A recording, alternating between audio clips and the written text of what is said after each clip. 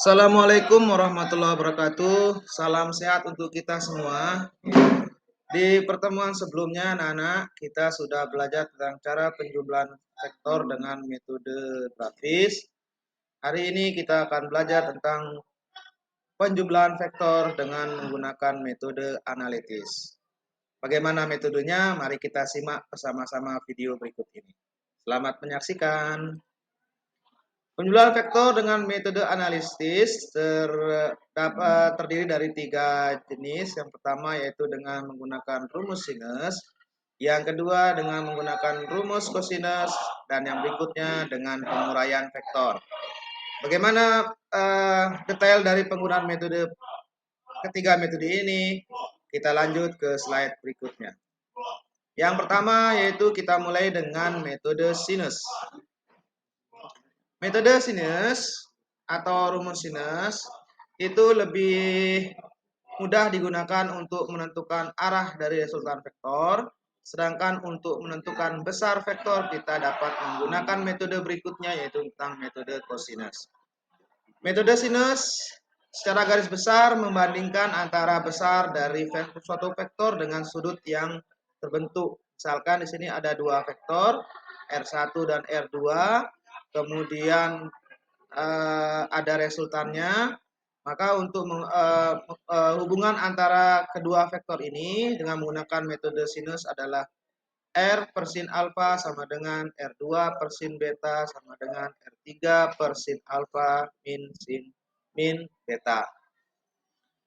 Yang berikutnya adalah rumus kosinus. Metode yang kedua adalah rumus kosinus. Bagaimana persamaannya? Mari kita simak slide berikutnya. Metode dengan rumus kosinus, kita bisa menggunakan persamaan R sama dengan akar A kuadrat plus B kuadrat plus 2 kali A kali B kali cos alfa, di mana A itu adalah besar dari vektor A, kemudian B adalah besar dari vektor B, kemudian alfa adalah sudut yang dibentuk antara vektor A dengan vektor B. Adapun arah yang seperti yang Pak Guru sampaikan di awal tadi, untuk menentukan arahnya kita bisa menggunakan rumus sinus. Sini kita membentuk persamaan bahwa R sin theta sama dengan A sin alfa. Kita lanjut ke contoh soalnya. Contoh soal, sebuah benda O ditarik oleh dua buah gaya A sama dengan 20 Newton dan B sama dengan 10 Newton. Kedua gaya tersebut membentuk sudut 60 derajat, hitunglah besar dan arah resultan vektor tersebut. Untuk menyelesaikan persoalan ini, pertama kita tulis dulu informasi apa yang kita dapatkan dari persoalan di atas. Yang pertama adalah besar vektor A sama dengan 20 Newton, vektor B adalah 10 Newton, dan sudut yang dibentuk antara vektor A dengan vektor B adalah 60 derajat. Sehingga dengan menggunakan rumus kosinus, kita bisa menentukan besar resultan vektornya. Di mana R sama dengan akar A kuadrat plus B kuadrat plus 2A kali B kali cos alfa. Kita masukkan angkanya satu persatu. A adalah A besar dari vektor A 20, maka di sini 20 kuadrat ditambah dengan besar vektor B 10 kuadrat ditambah 2 kali 20 dikali 10 dikali cos 60. Karena alfanya adalah 60 derajat. Sehingga kita menemukan hasil besar resultan vektornya adalah 10 akar 7 Newton. Arah resultan dihitung terhadap B. Kita tentukan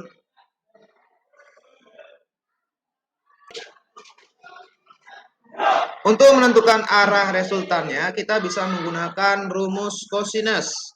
Mana persamaannya R sin theta sama dengan A sin alfa.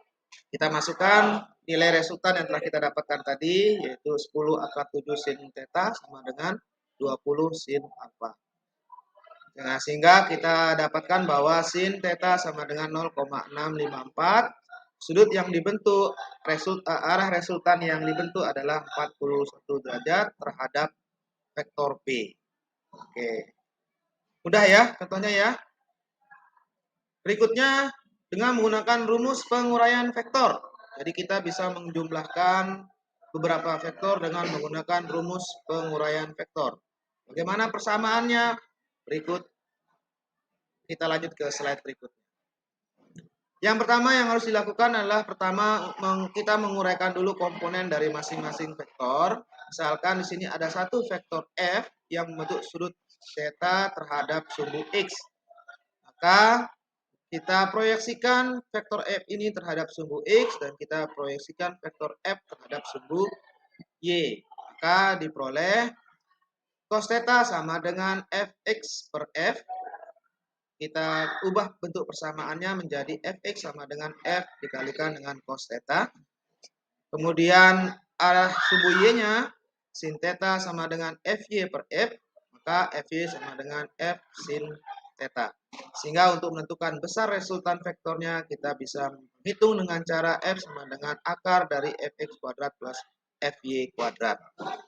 Sedangkan arah vektor kita bisa menggunakan hubungan tan dari vektor ini, di mana tan theta sama dengan Fy per Fx, sehingga theta itu sama dengan arkes tan Fy per Fx, atau theta sama dengan tan pangkat min 1 Fy per Fx. Sekarang kita lanjut ke contoh persoalannya. 4 buah vektor gaya yang memiliki titik pangkal berimpit dengan besar 20 Newton, 12 Newton, 10 Newton, dan 14 Newton. Keempat vektor tersebut membentuk sudut terhadap sumbu X masing-masing 0 derajat, 60 derajat, 120 derajat, dan 240 derajat. Hitunglah besar dan arah resultan keempat vektor tersebut. Maka langkah pertama yang kita lakukan adalah mencari komponen X dan Y dari masing-masing vektor ini. Caranya sebagai berikut.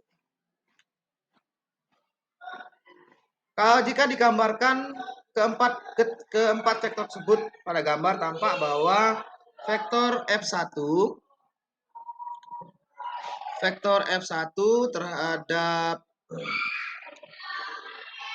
terletak pada sudut 0 derajat terhadap sumbu X.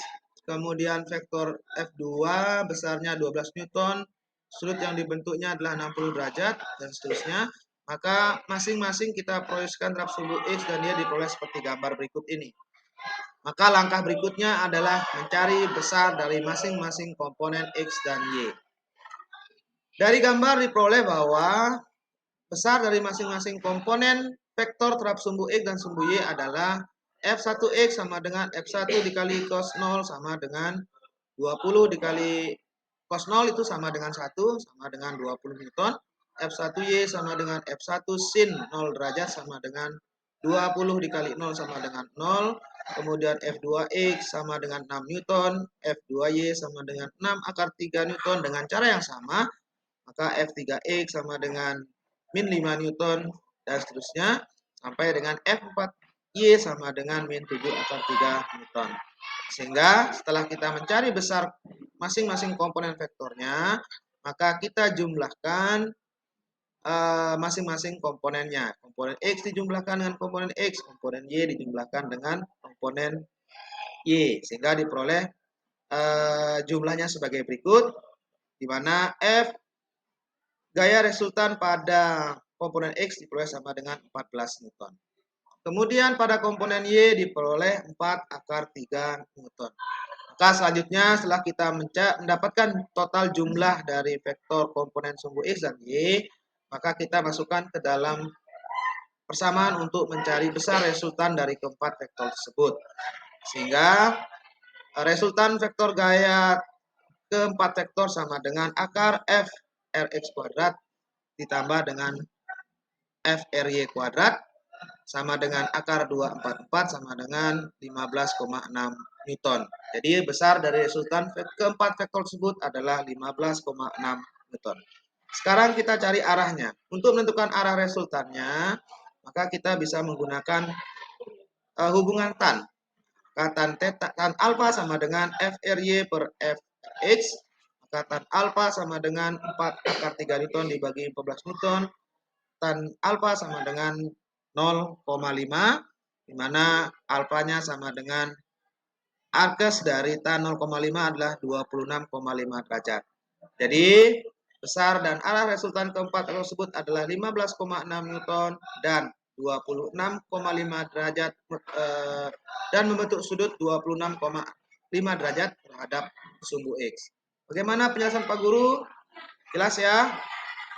Untuk pertemuan berikutnya, Pak Guru akan siapkan video berikutnya. Silahkan kalian berlatih dengan menggunakan soal-soal yang lain. Pak Guru akhiri. Terima kasih. Assalamualaikum warahmatullahi wabarakatuh.